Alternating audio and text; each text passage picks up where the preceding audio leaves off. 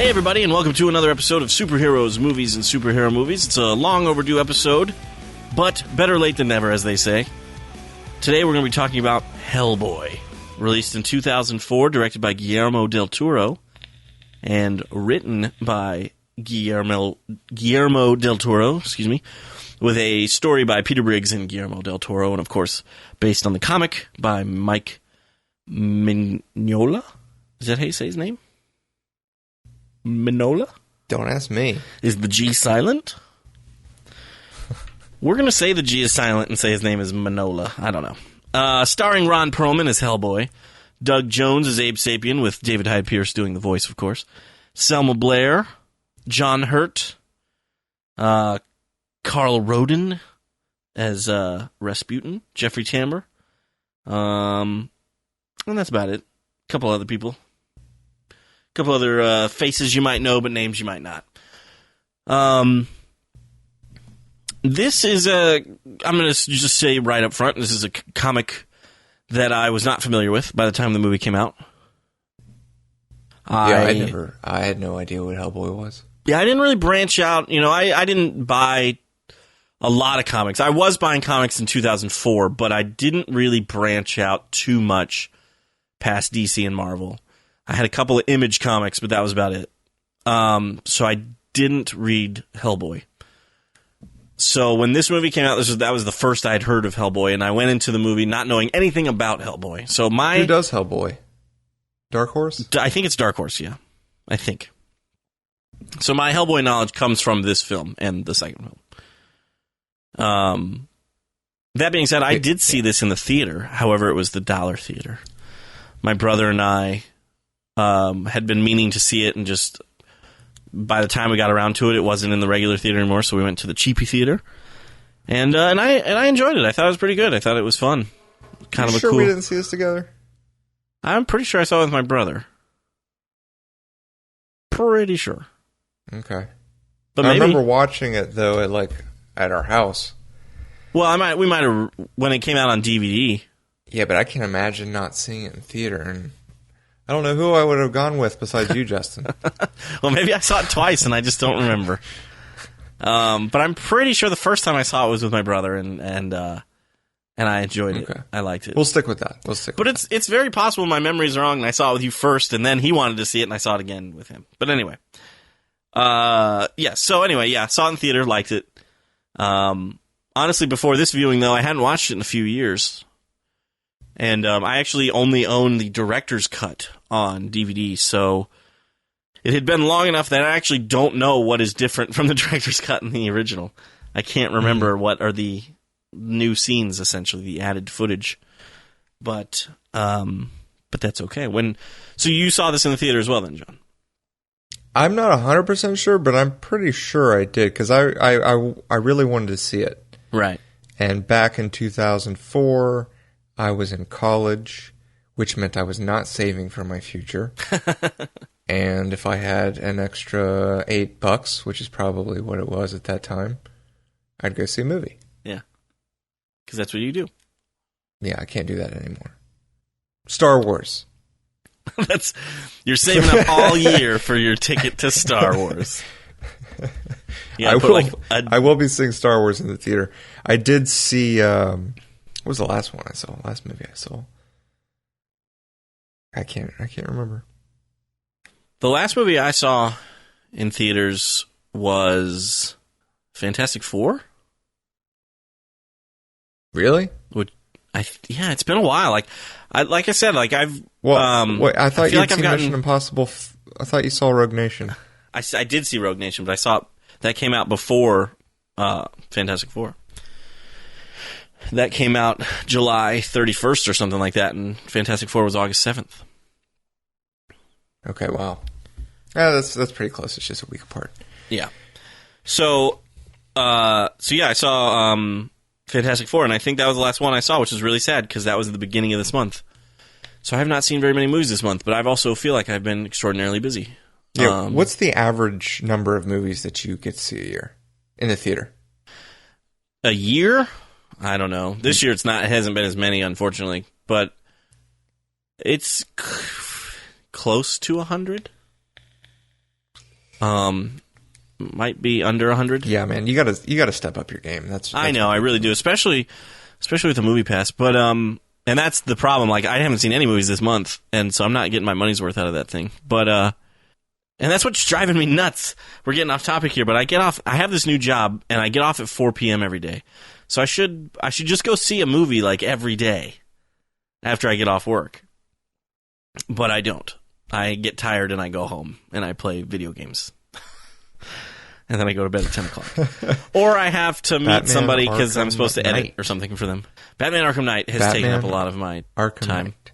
Yes. But the Batman Arkham Knight is not why we have not had an episode for almost a month. It's because of schedules and busyness and Arkham Knight. Yeah. Yeah, I've and Arkham Knight. I've had some studies that I've had been to be focusing on, so that just seems like we couldn't get a night to click. Right. And the last couple of times we've tried, yeah, that's true. And the last couple of times we've tried to do an episode, we've had internet problems, which makes it really difficult to record a podcast with somebody when, as everybody knows, we're on opposite sides of the country. So 3-hour time difference plus internet issues, it just makes for a frustrating night. But here we are. Yeah, and it looks like we might be having some right now. I think we are. It keeps giving me a message saying, your internet connection is poor, or something. Your audio keeps getting worse and worse and lower, and it sounds like you're fading away into this distant cave. Wonderful. That's great. So this episode might not work out so well. But Hellboy. Having watched, or, this movie and the second movie, there's very few actors I could think of that could play Hellboy other than Ron Perlman. He seems like, even without reading the comic, like he just seems like he's the best choice to play this character. Like I'll say this: I can't look at Ron Perlman without thinking of Hellboy. Right? Yeah. I mean, he is Hellboy basically. Yeah. And so, and I think Guillermo del Toro worked with Ron Perlman on Blade 2, and I think he said, like, if Ron Perlman had said no, I don't think Hellboy would have been made, because it's just he could not see anybody else in the role other than Ron Perlman, and thankfully Ron Perlman said yes, and we got the movie. We got 2 movies. Now, do they confirm Hellboy 3? No, I don't think so. I don't think it's going to happen. There were some rumors and talks about it, but I don't think at this point it's going to happen. Oh, that's a shame. I was thinking it was pretty close to being a. I was thinking it had been confirmed, and if not, that it was pretty close. I could be wrong. Because I was thinking that there was like a Kickstarter for it or something. Well, he's got it under his IMDb, Hellboy 3. It says production announced, so maybe you're right. Maybe I'm wrong. Yeah. Bring on Hellboy 3. That'd be cool. I'd be down to see Hellboy 3.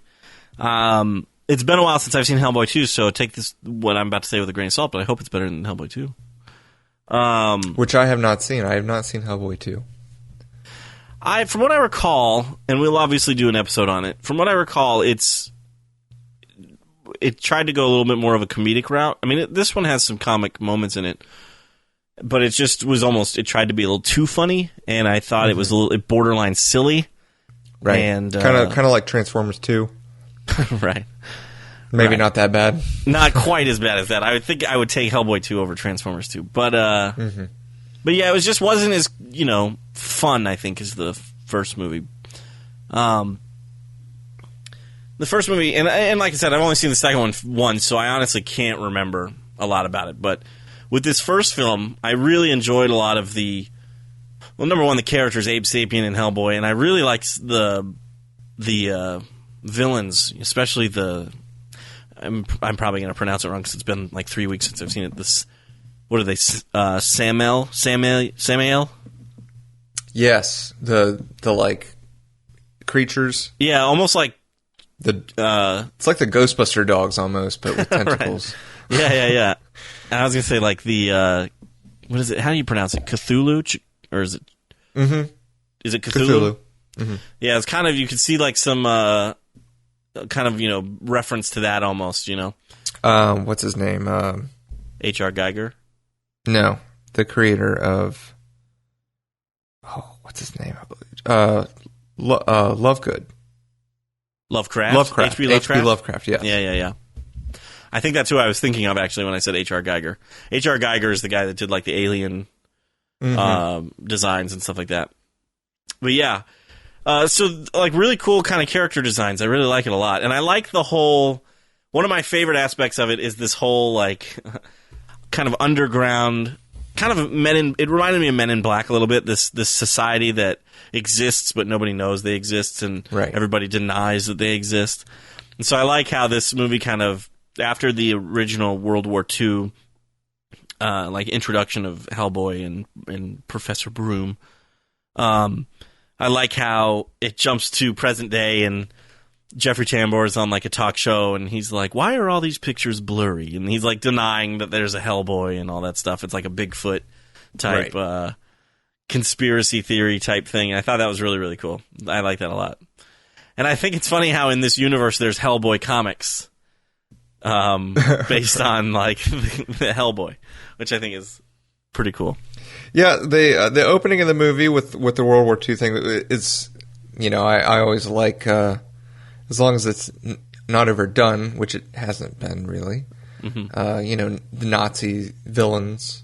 Yeah, you kind of pull that Indiana Jones vibe in, and but these guys are messing with some dark stuff, right? And I like how the movie describes it. It was like opening.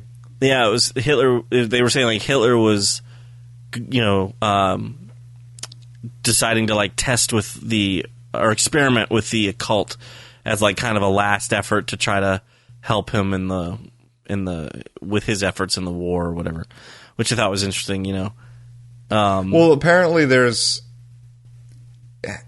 theories that actually did happen. Sure, yeah, and I started watching this movie with a commentary with Guillermo del Toro, and he talks about that a little bit about how there's like a lot of stuff out there about Nazis and the occult and all that stuff. Mm-hmm. I really like I forget the character's name, I'm sorry, but the assassin who's supposed to be like Hitler's like top assassin or whatever. Right. He's got like the spinning swords and everything, and I thought he was a very interesting character, and he has a pretty cool look to like a cool design. And then when you find out that he's kind of been, essentially, I don't know how, he's like hundreds of years old, right? He's old. I mean, he's from World War II, and he's in present day. But I'm pretty sure he's like, I think, if I recall, that he's like, that's why his insides are like sand, is because they've just like dried out, essentially. Right. It was weird technology. Right, yeah. He kind of wind himself up. Right. And he can't, like, really ever die, because supposedly they think he commits suicide at one point, and then, of course, he wakes up and then, like, is inside their laboratory or whatever and was able to cause some chaos there. Right. So, very interesting character, yeah. I'll go ahead and go into the special effects. Sure. Rewatching. A lot of it was practical, which is nice. Yes, but occasionally you do see some of the CGI and it doesn't look too good compared to the gap that we've had when this movie came out today. I agree with you, and I don't know if Guillermo del Toro kind of likes it to look a little cartoony, because I remember thinking the exact same thing when I watched Blade 2. The CGI in Blade 2, which was a couple years earlier than this movie, I think, I remember thinking looked kind of cartoony, and I wasn't a big fan of it. I do like the practical effects in this movie, even though every now and again you can kind of tell, especially with the Samael creatures, that it is a guy in like a suit. But I would rather have those practical effects and kind of think that than those cartoony, because when it cuts to something that is all CGI, you can absolutely tell that it is 100% CGI in this movie, and it looks cartoony. I blame that on the time that it was made. Sure. It is 11 years old. Yeah. But I think even when it came out, I could kind of tell it looked a little cartoony. But maybe... But you could anyway. At that time, when they were trying... I think so, yeah. I mean, When they were even trying to now do when this- stuff kind of looks cartoony, you can still kind of tell it looks cartoony. Right, they've gotten better. They have Sure. gotten better, but you still can see that there's just a separation of what's there and what's actually in the background. Mm-hmm. But I was impressed with some of the movements that they did with the what do you call them? The Samael. Samael creatures, yeah. Some of the movements of when when it would maybe be running and slide or whatever. At the time that this movie came out, a lot of times, usually animal movements didn't look right either. Mm-hmm. And it wasn't so much that didn't look right. That was actually pretty impressive to me. It was just the detail of the imagery, right, that took it away more than anything. Yeah.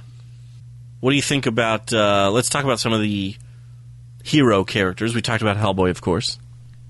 Abe Sapien or Liz. What do you think about them? Played by Selma Blair and Doug Jones. Sapien is awesome. Yeah.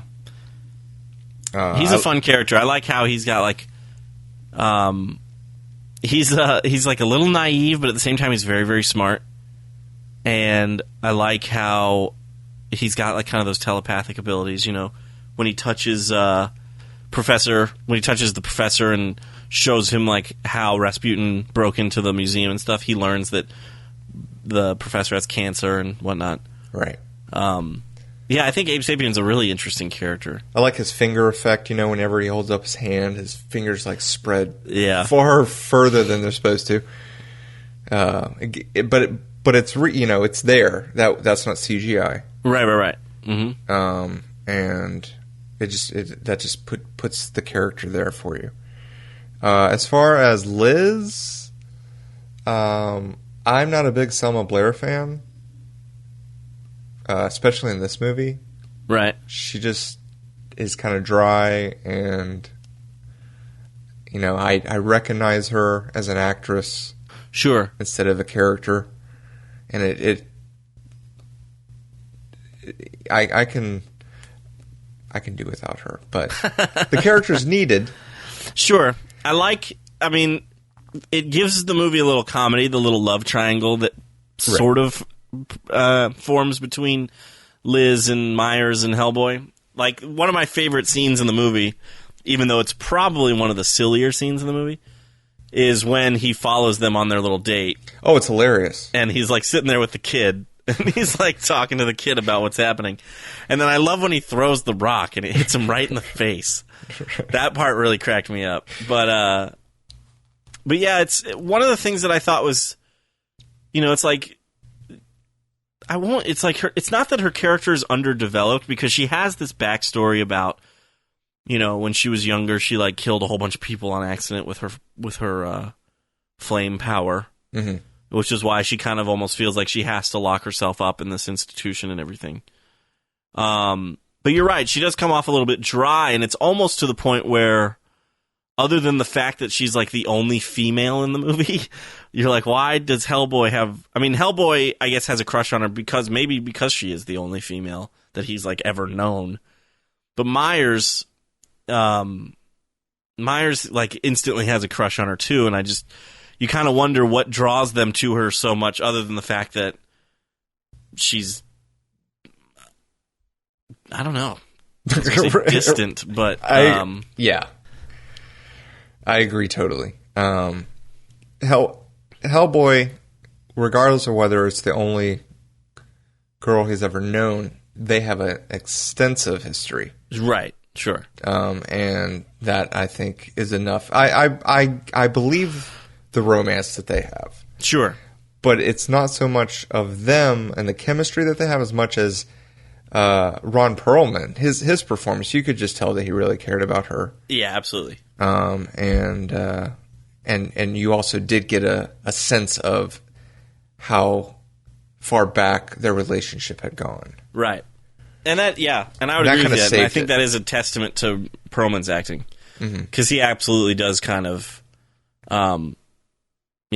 bring that out of it. I guess that makes sense. But but I would agree with you. I feel like Liz is probably the weakest, and even when she like kind of harnesses her power at the end of the film, and she has her little cheesy line where she's like, "You should be running." You think that's cheesy? I love that line. Every time, I don't know why, man, but just the way she says it, it's the way she does. That's the best part of the movie I give to her. Okay. Something about the way she says that and is looking at him. Yeah, I like it a lot. Cool. Yeah. Well, anyway, like she uses her power at that last minute, which is, it's good because I think it kills off all the Samael creatures or whatever, if I recall. It does. It actually it's burns because it's in the same room as where the little hatch are and stuff, right? Yeah. So she thankfully saves the day there for that, but like she doesn't really. I mean, other than that moment, she's not really part of the team. She's like always going around with him and everything, but other than that one, which is very useful in that one moment, but that's like the only time she ever really gets to do anything. Right. And that's kind of another thing with the history part. You get, that she was a part of the team beforehand. Right. In the past. That's part of a lot of where the history between her and Hellboy is from. And I really like when they're going down in this catacombs. When he's talking to Myers. Yeah. And he's like, you nervous? Don't worry, she'll take care of you. I don't remember exactly what he says. The way he delivers, whatever he says is very witty. Yeah. And it's basically, this girl's tough. Yeah. I'm good on my own. You're not. You're good with her because she'll take care of you. And she's my girl. Basically, yeah. Pansy. Right. Now, from what I understand, Myers is not a character in the comic book, and he was actually created for the movie. Mm-hmm. And you can kind of tell him. I thought he was good. He is, yeah, he's not bad. He's good. I mean, and I think the actor does a good job with the role and everything. I don't believe he's in the second movie. I think they got rid of his character for the second film. And made Hellboy more of the main character. Because I feel like we are experiencing this world with Myers. It's kind of from Myers' perspective a little bit. Right. Because kind of like you mentioned Men in Black. It's like Will Smith in the first Men in Black movie. Like this whole team has been together for a long time, and this newbie is kind of thrown into the middle of it, just like we are as an audience. So it's I understand his character, and I totally get why they put him in the film. And like I said, I do kind of like the little love triangle that sort of happens, even though I think Myers is... That's another thing I kind of like about Myers' character is that actually he, I think, realizes that there is this big history between Hellboy and Liz, and that he really doesn't... Not that he doesn't belong, but that he's like, I'm... I don't... Maybe he doesn't. Maybe he thinks he doesn't have a chance or something. I'm not wording that correctly, but he basically backs away from the two of them by the end of the film, and I feel like that was, a mature thing to do. No kidding. On the part of Myers. Yeah, the beginning when they first meet, like you said, he kind of does develop feelings for her. Sure. And as time goes on, I think first he's kind of competing with Hellboy. Right. And then he's like, you know what? I am kind of the... Yeah. I'm kind of the jerk. He's like, there's really no point in competing with these Hellboy. Guys pretty much belong to each other. And then the end of the movie was done so beautifully when they kiss and she's on fire. Flame. And it's like, they're a lock and a key because he's fireproof. Right, exactly. Yeah, very cool. And I like, the makeup. Hellboy's makeup is amazing. And I like even at the end with the CG, when his horns grow back and they have the little flame in between the horns and everything. I love that shot. Yeah, I think that looks so good. It's a very eerie moment, too, because your hero has turned his back in a way and kind of fallen. Yeah. And thankfully, Myers again is there to help that. So Myers technically saves the day. Because he tells Hellboy, remember who you are. And Hellboy... Yeah, and he breaks him off, right? Was basically this guy, he came out of a portal when he was a little kid. Yeah. And... an infant, really, yeah. Yeah, and... or a toddler, maybe. And Dr. Broom takes him in. Gives him some baby Ruths. Yes, he does. That is right. Love that. And Hellboy has this father figure. He's basically a demon. Yeah. Did we get any origin of... No. I didn't think so. The only really kind of origin we get is about the right hand of doom. His big stone hand is that key to the thing at the end. That's the only thing I can... But like as to what he is, we all kind of assume he's like a demon. But yeah, there's no real specific origin told about him. In Hellboy 2, if I remember now, they might give you a little bit more into his origin. Uh-huh. There's a horrible scene in Hellboy 2 where Hellboy is like 5 years old or something and has big buck teeth. And it's some horrible child actor in like Hellboy makeup. No. Yeah, I had erased it from my memory and now it just came back. So there might be a little bit more of an origin story for Hellboy in the beginning of that film, because I think Professor Broom reads him a story, and I can't remember if it's like his story or if it's setting something up for the movie. But yeah, there might be a little bit more of an origin story for him in part 2. Okay. But not in this film. In this film, it's really not mentioned. They just call him Hellboy, and that's it. They don't say, he's a demon from another dimension or something like that or anything. So, but you do have that kind of Catholic approach to it. Dr. Broom, he had the Hail Mary, didn't he? Well, he had he was trying to hand out like rosary beads to the soldiers in the beginning, yeah. And then, of course, it seems like... Was there any... Did they mention any biblical references? I don't know if they did. I don't recall. But they do. But at the end, when he's saying, remember who you are, he's holding a crucifix. Right. And he throws it to Hellboy, he catches it, and it actually burns his hand. Yeah. His hand, which makes you think that there is, a biblical relationship to his demon, esque-ness. Right. I got what you're saying. Yeah. I got it. And that's also very just kind of interesting, it's like a superhero demon. Like a demon who's a good guy. Right. It's a very interesting, I guess that's I wonder if that's how the comic was like born, like what if a demon was like raised by a good person? I'm pretty sure that's what it was. I mean, you look at his name, it's Hellboy. Right. He looks like a demon. You kind of automatically correlate that together. That actually reminds me. I didn't notice it any of the times that I watched the movie because it's very hard to see. But I read on trivia on IMDb that when Myers first meets Hellboy, he's not actually wearing his boots, and you can see he's got hooves for feet. Huh. And it's like CG, obviously, and it actually looks really weird because his legs end up looking really, really skinny. But if you watch that scene, maybe you can find it on YouTube or something, you can tell that he's got like those, like what you would expect, like a kind of a almost like a not a centaur, but like like a kind of like a old school demon type kind of like devil type character. How like you always think of like the kind of old school devil images. He's got like the hooved feet and the horns. Does he have a tail? And all that. Hellboy does have a tail, yeah. Yeah, he does. Doesn't have the arrow tip, but unless it does it? I don't think so. They held back on that one.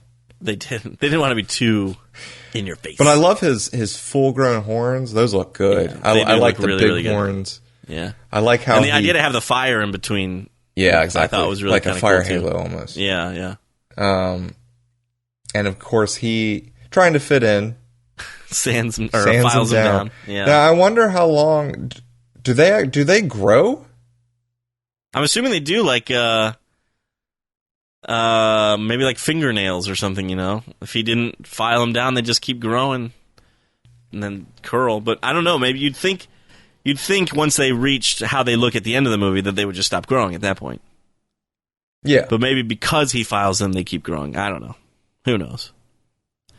Guillermo del Toro knows. It's going to bother me now for the rest of time. No, I'm just kidding. We're going to have to write a letter to Del Toro. Guillermo, if you could just comment back to us. Do the horns stop growing? Or because he does have to file them. He files them in the movie. Like they talk about him filing them, and then in one scene he's actually filing them. So you'd think he does it on a regular basis, which would make me think that they grow. Yeah.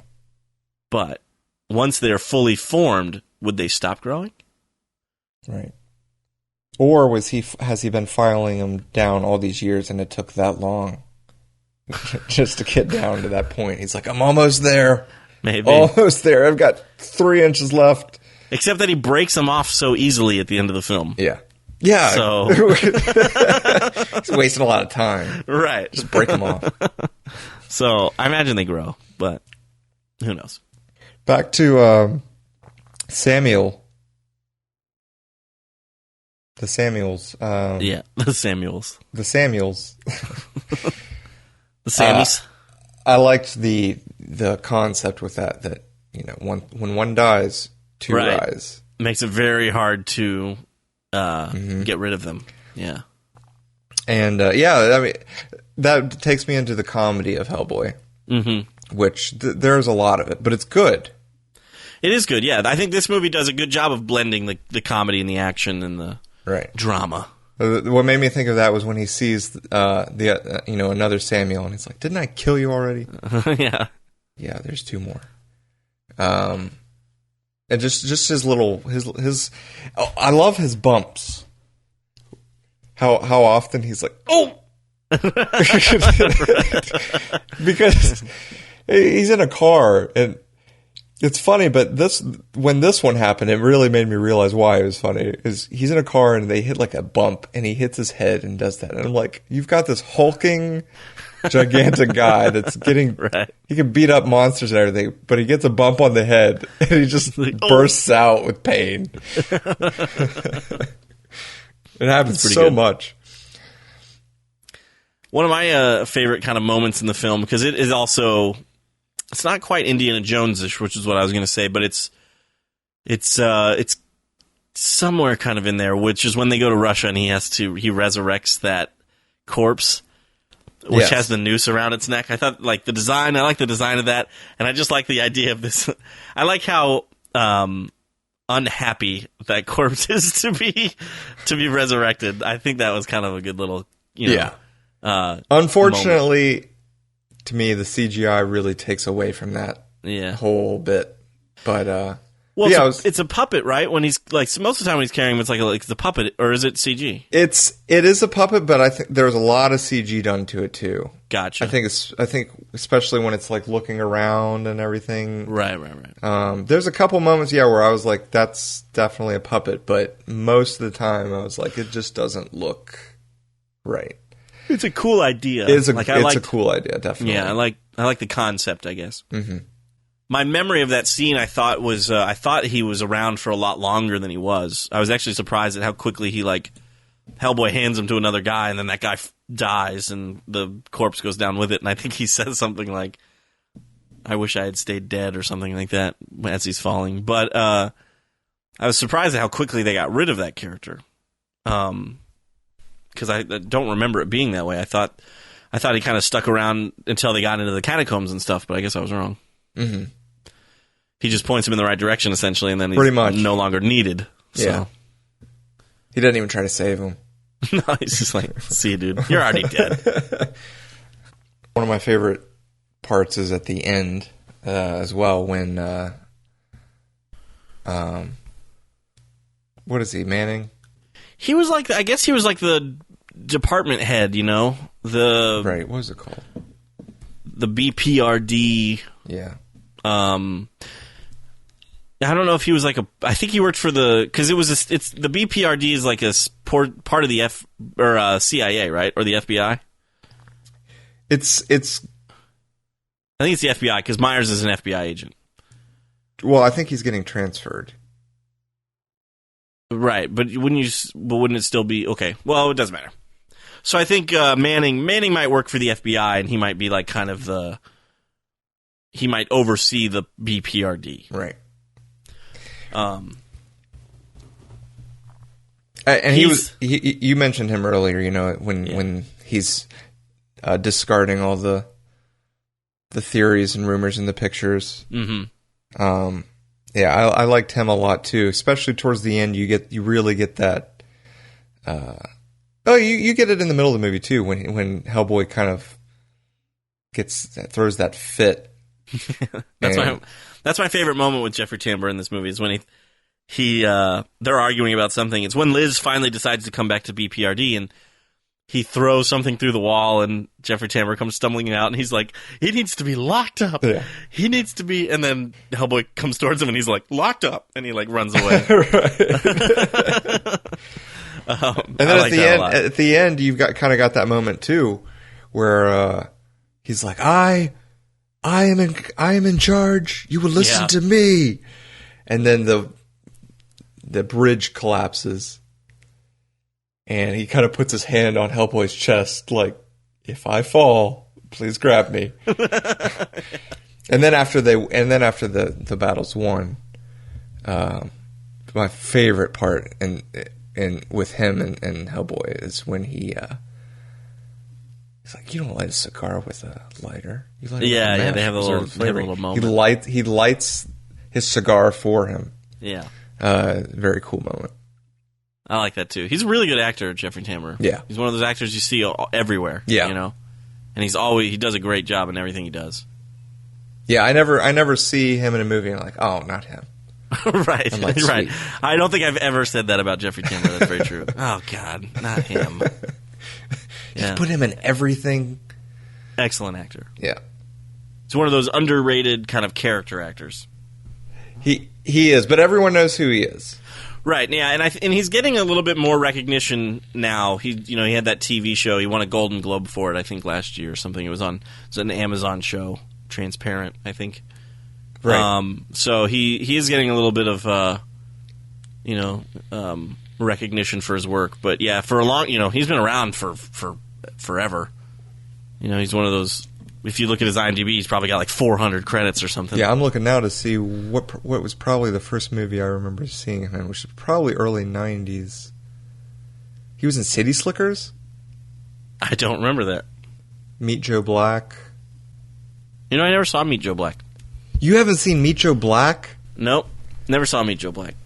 And I own it. I just... it's a 3-hour-long movie, and I never feel like watching a 3-hour-long movie. Watch it. Perhaps I will, if I have time. It's one of those movies, it's got Brad Pitt in it, of course. That's sure. I went through a big Brad Pitt phase back in the early 2000s, around Fight Club time. Yeah. Meet Joe Black was one of those movies that I just bought at Walmart because it was like on sale, really cheap. And it's a great movie. Anthony Hopkins. Yeah. Check it out. So I really enjoyed Hellboy, especially when it first came out. Yeah. And rewatching it was still enjoyable. I think one of the things that I remember seeing the trailer, not like we said, not knowing what Hellboy was, and just being very intrigued. It seemed like a good movie, and when I saw it, I was pleasantly pleased. Yeah. Yeah. Same here. It's a fun little kind of adventure film with kind of supernatural elements, which I really liked it. And when I first saw it, I really enjoyed it. Now that like 10 years have gone by, I still enjoy it, but it's not going to be in my top 10 favorite comic book movies, I don't think. But I still appreciate it for what it is. And I don't know why my opinion of it has gone down just a tiny bit. Not a lot, but just a tiny bit. Mm-hmm. It could be due to the CGI. It could be because I was watching the director's cut, not the theatrical version. I don't know. At the end of the movie, so they're opening this portal which is what Hitler was technically trying to do back originally when Hellboy comes out, and then they close the portal. But what was was it just... It was very, very creepy imagery when the sky starts opening. Uh-huh. And there's these gigantic, godlike creatures that are out in space in another dimension, or just maybe another part of space. Sure. And you see these gigantic tentacles just swirling down from the sky. I loved that imagery. Yeah, I do too. Very creepy, very apocalyptic. But what was going on exactly? Did they just come in to take over the planet? I don't know. Like, what was Hitler's goal? Like you said, I don't know exactly where the portal opened to. Mm-hmm. And there's a scene right before Broom's death where Rasputin shows up and he touches Broom and shows him that other world. You see the skyline, you see those tentacled creatures, and then you see Hellboy with his big horns, and he looks right at the camera, and then it cuts back to Broom. Mm-hmm. And that is essentially, what he's opening up at the end of the film. He's opening up that portal to that dimension or wherever it is. So I really don't know if it's, if it's another dimension or if it's a portal to hell or what it's supposed to be. And I think that kind of gives it. That's one of the reasons I like it. Because I agree. I don't think there's really an explanation as to what it is, and it's just very mysterious. Right. You just know it's bad. Yeah. There's these gigantic tentacles coming down from the sky that are the size of God knows what. Right. And but I'm kind of failing to see what Hitler was trying to do with that. I don't think those tentacled creatures would have come down and been like, "You're cool. Right. We'll kill everybody else. What shall we do?" Führer? Right. So, I don't know if I'm I have it on my TV right now. I'm watching this scene. It's the end scene, and it almost looks like it's in outer space. It almost looks like they're aliens from another planet or something, or from another part of the galaxy, or part of the universe. But they're also confined. Or even imprisoned. Yeah, they're breaking out of this weird, almost crystal jail, that they're in or whatever. Or maybe it's their cocoon. Mm-hmm. It's very strange. But I like not knowing anything. Cool. Maybe that type of stuff is explained in the comics or something, and it's not explained in the movie. But yeah, I don't need to know exactly where it is. And I don't need to know if it's another planet or if it's another dimension or if it's supposed to be hell or whatever. Right. Because like you said, it's, we know enough. We know that we do not want those tentacle things to come to Earth. Right. And Rasputin does for whatever reason. So, I totally forgot about the ending where that he's the creature comes out of his body. Right. And then turns into that gigantic, kind of squid-like type creature. Right, which I actually like. At first, I was like, "Oh no, this is not good." Right. Rewatching it, and what I mean by not good is not "Oh no, they're in trouble."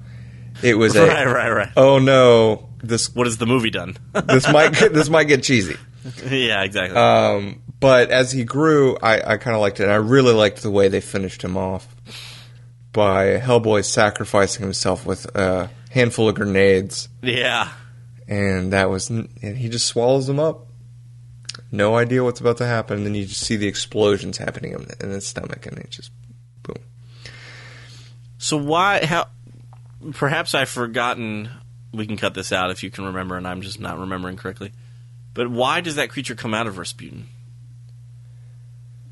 Was it something he picked up in the other dimension, or was that creature basically just in a Rasputin Well, if you costume? remember, you see throughout the movie that he's got this stuff moving under his skin. Right. So I think it's just been in him. Inside him. I don't... It could have even been controlling him. Right. Because when it comes out, Rasputin's still, if I'm not mistaken, alive enough to where the girl, what's her name? Ilsa or something? Yeah. Goes up to him and kind of cradles him. Mm-hmm. And I can't remember if they have a conversation or if he just dies, but it seems like there was a moment there where he was alive, and it was like he wasn't the creature after all. Right. And I wonder if... Because in the beginning of the movie, he goes through the portal. Yes, he gets sucked into it, yes. So maybe somewhere in the portal, in the other dimension, he gets like implanted with an alien or something. I don't know, but clearly he had something living in him. Clearly. So. Something that grew very quickly. It did. It did. Yeah, I do like that. I actually, like I said, I'd watched it a couple weeks ago. I had forgotten about that ending. About how he's like, I don't remember what he says, but he's basically like, this is going to suck or something. And he like jumps into the creature's mouth or whatever, and it swallows him up. And then, of course, he blows up the grenades and gets out that way. But yeah, cool. Good ending. Yeah, like, it's very CG heavy, which gets a little cartoony because of like you said, I think it was because of the time. Mm-hmm. But it works. It's fun. It was cool. It was a I guess villain, for lack of a better term. That was worthy of the theme that they were going for. You had Hellboy. You've got all these demonic creatures, right? And it fit in. Absolutely. I think. Well, we can go right into the ratings if you'd like. If I was rating this back in 2004 when it came out, I probably would have given it A-. And this is how much it has not really changed. My rating for it now, I think, would be a B+. Mm-hmm. So really not too much of a difference there. Right. But it doesn't deserve that A in your eyes. Right, it doesn't. It's a B+. B+. Well, still favorable review. Yes, absolutely. I switched to the Netflix grading system. That's right. System. And I'm going to give it 4 out of 5 stars. Very nice. Which means that I really liked it. Yeah. We'd love to know what you think about Hellboy. You can always leave us a comment on Facebook, facebook.com/SM and SM podcast. You can throw us a line on Twitter @Cinema Heroes, or you can go to cinemaheroes.com and leave us a comment on there. I think that about wraps it up for this episode. I'm Justin Speck. I'm John Pelzel. Thanks for listening. Thanks for downloading.